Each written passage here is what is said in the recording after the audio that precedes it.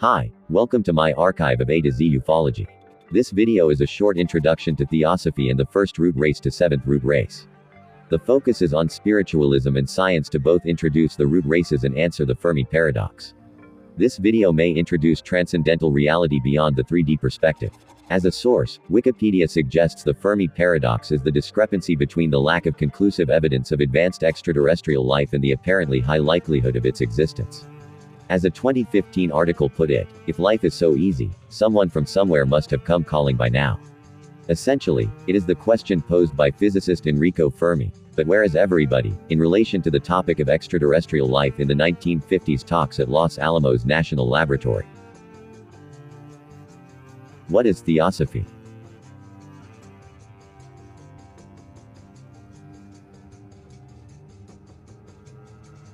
Theosophy is a spiritual and philosophical system in the United States in the late 19th century.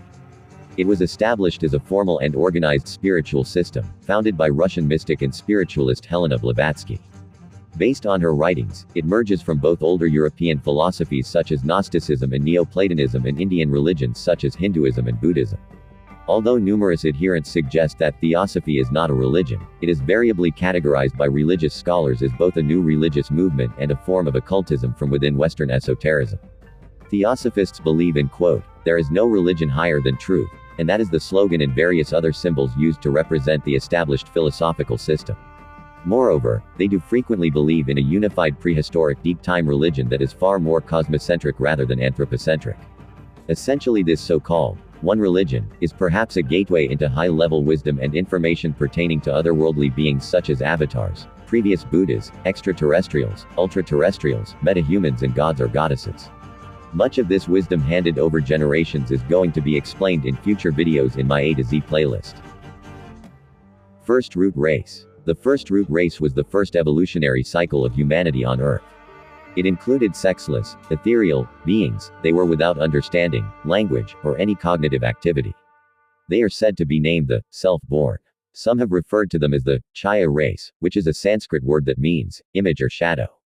According to H.P. Blavatsky, this race developed and matured on 7 separate regions of an island. It is frequently referred to as the imperishable sacred island. This sacred land is Antarctica. They are the Polarians. Second root race. The second root race lived in Hyperborea and they were colored gold or yellow. Hyperborea included what is now northern Canada, Greenland, Iceland, Scandinavia, northern Asia, Kamchatka. Because Earth had not yet developed an axial tilt that is essential for our seasons of today, the climate was tropical. The esoteric name of their continent was Plaksha, and they named themselves the Kimpershas. Third root race. The continent in which this third root race lived was named Lemuria or Mu. The third continent was called Lemuria because it was named the original home of the lemurs. Lemuria should not be confused with Atlantis. The prehistoric civilization of Atlantis was located near the Bermuda Triangle as reported by some researchers. Both so-called prehistoric civilizations sank and submerged with their high civilizations. Nevertheless, between the two catastrophes, one in Atlantis and the other at Lemuria, a short period of time had passed. It is said that Lemuria prospered and then sank before the early part of the Eocene age. This is estimated to be 34.5 million years ago deep geologic time. In postmodern geology, this Eocene epoch belongs to the Phanerozoic Eon, Cenozoic era in the Tertiary Neogene period. There must be caution in merging the science of geology and spiritualism beliefs such as previous Buddhas on Earth or avatars of Hindu mythologies. However, the stanzas of Dezian suggest that the Lemurians built huge cities of rare earths and metals. They built out of the fires, lava, and hot conditions. Out of the white stone, marble, of the mountains and the black stone, of the subterranean fires, they cut their own images and the images were in their size and likeness. They worshipped them, but sadly these images have not been found in archaeological exploration. For many Indian, Southeast Asians and Oceanic people, this continent is very real to them. They believe it sank into the oceans many thousands of years ago. Although they may not call it Lemuria or Mu, the continent is said to have existed in the past by several Western researchers and indigenous people that live near the Pacific. It is considered alternative history as mainstream science and archaeology does not encompass the ideas of prehistoric civilizations. This is because our human minds cannot fathom the numbers required to be aware of transcendental ways of former beings that may evolve much quicker than expected. This implies creator beings or makers that exist beyond the third density, i.e. the material universes. Fourth root race. The fourth root race was the human evolutionary cycle or root race that directly preceded our own. In relation to H.P. Blavatsky, the myth of Atlantis is based on an ancestral memory.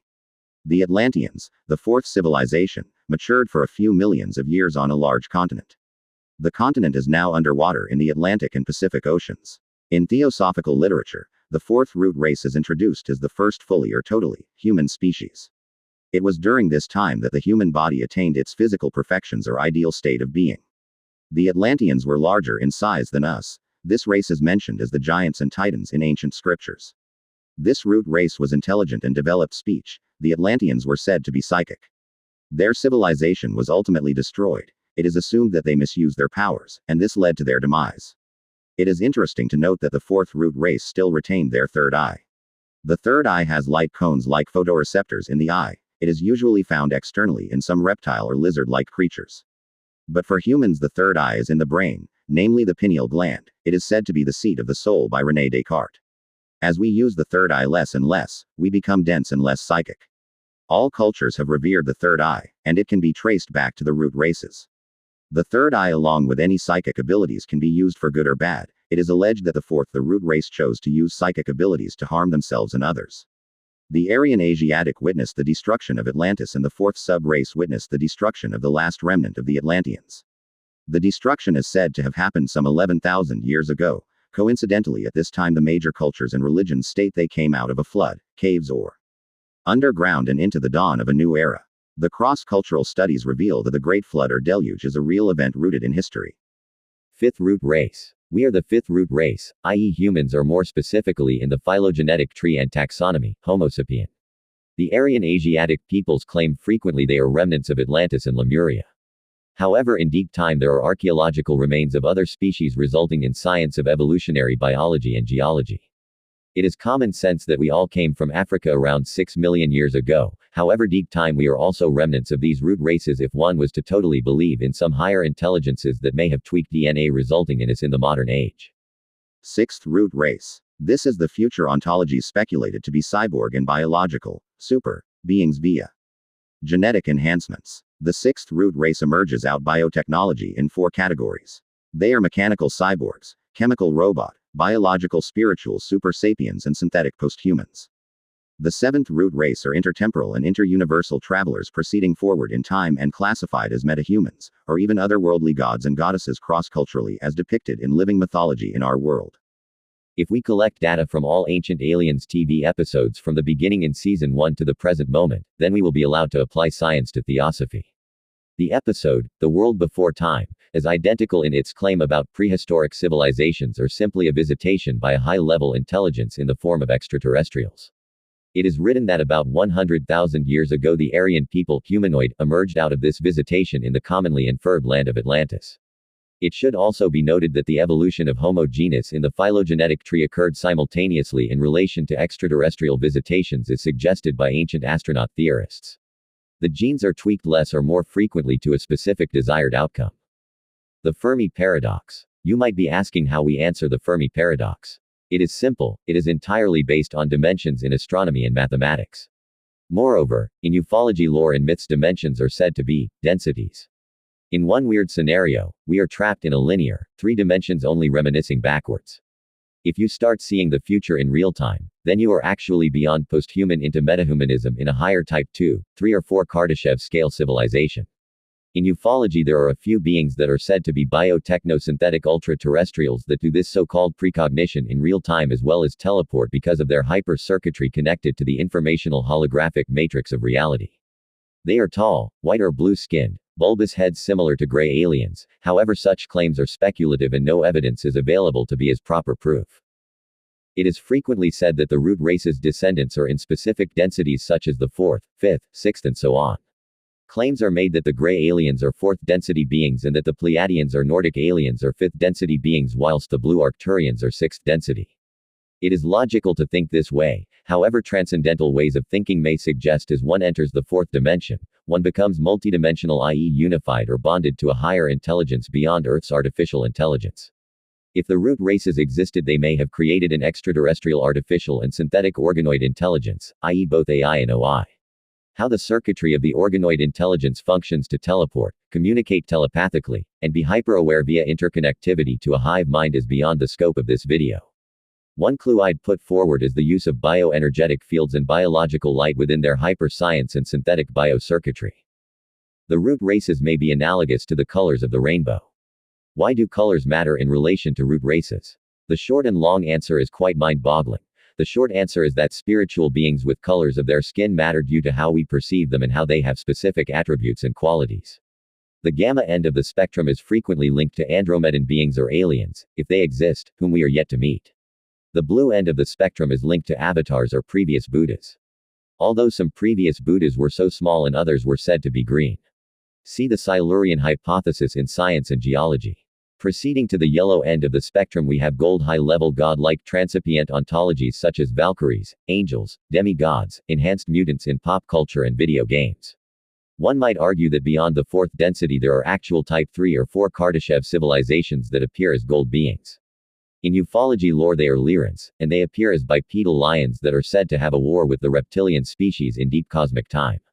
See the term, extraterrestrial wars, in my playlists.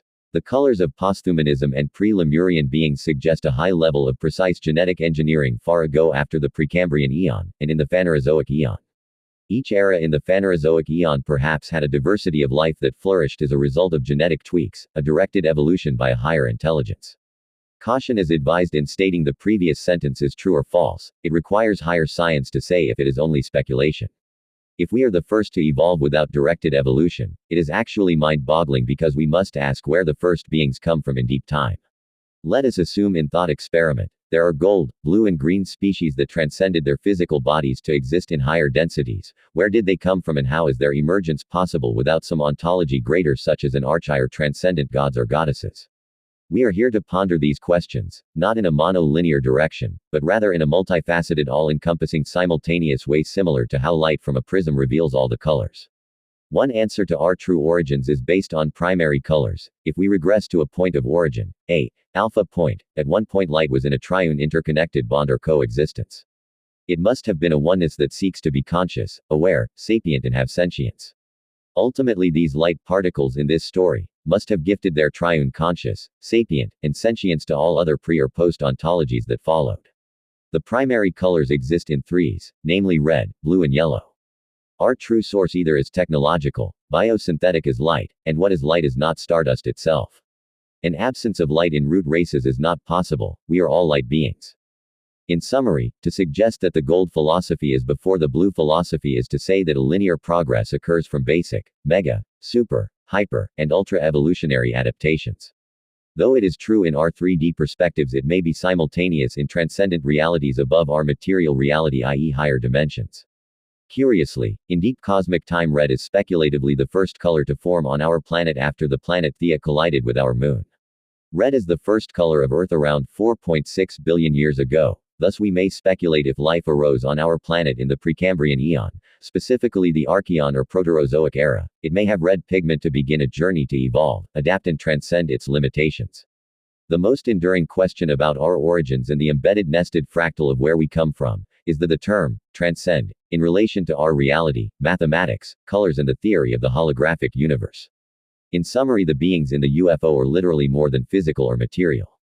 They have the ability to open interdimensional gateways via technologies beyond our realm. Applying the ideas of an informational holographic matrix of reality to our own biofields, souls, or energetic body may allow faster than light travel, FTL. My question to all people is, are you able to travel faster than light in a material universe with only metal and science? If we wish to travel faster than light, we must become light itself and amplify our own inner light in DNA, chakras and the auric field. The root race is the transcendental memory encoded within the matrix of reality in high dimensions, and that all things are recorded spiritually and technologically within the holographic paradigm. How does this information help us in our journey on Earth? It may help to focus your mind in meditation of golden age memories in the past and futures for inner peace and joy. This golden age meditation appears as you imagine sapphire blue waters, emerald in kingdoms and citrine rays of the sun that gave us life where there is no harm, only true happy and blissful living in the flow of cosmic time. If there is a specific desire to reach source conscious memories of previous lives as deep time, one must meditate and enhance the mind spiritually, however this is beyond the scope of this video. Thank you for watching and listening. Peace and blessings to you.